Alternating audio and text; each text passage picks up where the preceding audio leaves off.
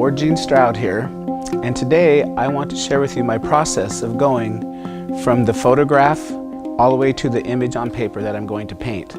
Some of the greatest advantages of using digital composition are being able to resize an image, then be able to flip that image to see it from a different point of view, and then reduce the values or put the values in values like you would a thumbnail sketch. So I'm going to be using an iPad today and a software or an app called Art Studio.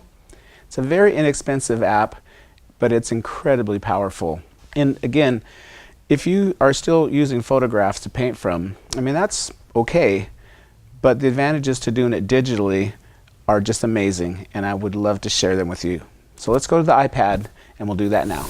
All right, so this is Art Studio.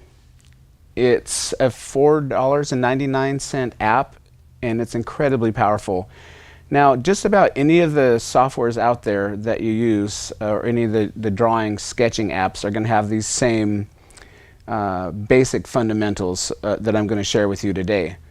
Now, the first thing that you want to do anytime you start a new project is to make sure that the work surface that you're using is the same as the painting or the paper that you're going to be using in real life.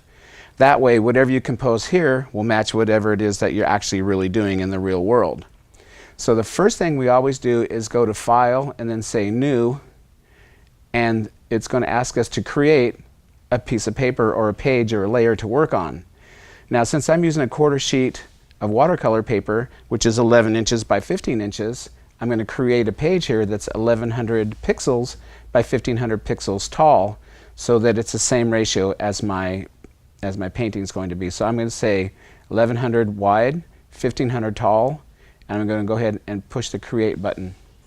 And now you can see I have a piece of paper that looks just like my paper in real life. Now, how do I get my image onto this piece of paper so that I can compose it? I'm going to go to File, and I'm going to say Import. Now, in this particular program, you don't want to do the import from photos, because if you select the import from photos, it will bring a photograph in, but it'll change the size of the paper to match that photograph. And we've already worked to make sure that this is correct. So instead, we're going to say Import, and then Insert as a layer, and then it's going to ask me, well, what source would you like me to get this image from? I can get it from a camera, from iTunes, or paste from a clipboard, but I want to go to my photo gallery, and we all have photo galleries on our phones and our tablets. So I'm going to say Import from Photos. Here's all my photo galleries. I'm just going to select all photos, and here's the image that we're going to work on today. Now, this is a photograph I took of a little butterfly that happened to be flitting through a friend of mine's garden one morning, and this fellow was nice enough to hold still for a moment so I could take his picture. Now, in real life, if we had a photo like this, we might be going like this, telescoping back and forth to get a better idea of the detail. Maybe in your mind you change it a little bit, or maybe when you're drawing it you could change the angle. But I'm going to show you how to compose this digitally, and this is so powerful. And this is a very simple, and again, any program worth its salt will do this. I'm going to simply go to the Edit and Transform Layer option. And here I can move, scale, or rotate this image, or I call this a nuclear option, move, scale, and rotate. This does everything at once. So 99 times out of 100 will just select this, move, scale, and rotate. And now watch this. By pinching, I can enlarge my central figure, or the focal point, which is going to be, as with any living thing, always the eyes. And so we all know about the golden mean. You never want to put your center of interest right in the middle of your page. That would be pretty boring. So I can put the eyes in this corner. Maybe I could turn the butterfly and rotate it this way. I could put the eyes down here. Ooh, I kind of like that. That's a lovely composition. And I can move it back and forth as much as I want. And you know, maybe you want this to be a close-up. But just having the ability to do this and to look at it from different points of view and just to play with it in a non-invasive way. In other words, I'm not destroying my original photograph. I can do this all day long. I kind of like the butterfly at a little bit of an angle. And let's just fill the whole page with this fella.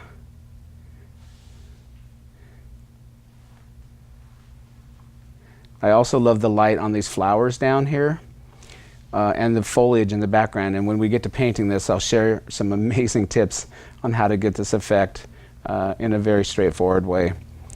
Anyway, this looks good to me, and you may compose this completely different, but I'm going to go ahead and say just apply this. And now, this button here makes the menus go away. I've got my final image, and this is what I'm going to paint. But while we've got this guy here, let me show you a few other really fun things too. Now, a Western eye tends to read, or we read from the left to the right. So we tend to like compositions or movements that go this way. For example, if you had a horse running across a field horizontally, if it was running from this direction, it might feel a little bit off. Whereas if you took that same horse running this way and you flipped that image so that the horse was running this way instead, it's like the horse is asking you to follow it into the painting. Same with a stream or a country road. We tend to like to see them going in this direction as opposed to this direction. And maybe that's because we read left to right. But for whatever reason, it definitely is worth your time, and this is a super powerful tip, to just take a moment and go to the layer here and select flip. And then I can flip this vertically, which wouldn't make a lot of sense in this case, but sometimes it does work. But we're going to flip this horizontally, and look at what a difference this is. Now, you have to give your eyes a moment to adjust to this. We have a little bit of prejudice when we're used to seeing something a certain way. So what I like to do, this little innocent looking button down here is one of the most powerful features of any program. This is the undo button. And by selecting undo, it will put the image back where it was before I flipped it. And the fun thing about this is you can now go back and forth and look at and do what we call A-Bing to see what the differences are and which one you like better. Now, this is nice, but to me, it seems like he's too close. And so I liked this image better when it was facing this way. But I strongly encourage you, when you're doing digital composition, to take a moment with any image and always flip it first, just to see. You will be absolutely amazed and thrilled at the results that you will get. It's an incredibly powerful tool. And speaking of incredibly powerful tools, I was talking earlier about putting the values in values. It's very important before you do a painting to do a thumbnail sketch, and I don't want to replace that with this tip, but this is going to support and to reinforce your value studies and your sketches and your thumbnail sketches by really showing you where your highlights and your shadows are. And again, this is all very easy. I call this slow tech because all the things I'm sharing with you today are only 1 or 2 or 3 clicks. So it's not, you don't have to have a degree in graphic design. This is all things that we can do. I mean, if we're FaceTiming our friends and keeping in touch on social media and sending text messages, this is definitely in your ballpark.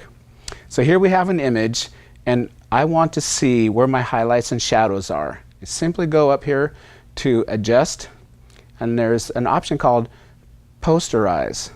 And by selecting this option, it brings me to another screen that has a slider at the bottom that selects how many levels of color that I'm seeing, or levels of values.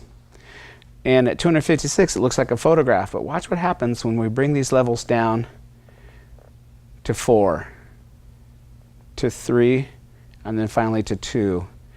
And at 2 levels, we really see where the highlights are and where the shadows or the dark shapes are.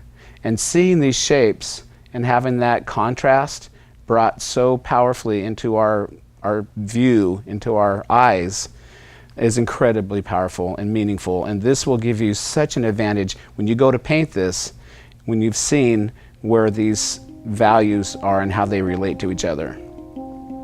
Now, you don't have to leave it this way, so I'm just going to say cancel and go back to the photograph. Isn't it just fantastic that we have these tools available, and they're so easy to use? And I encourage you, if you've never done this, to just jump right in. It will give you amazing benefits and rewards. Let's go do the painting.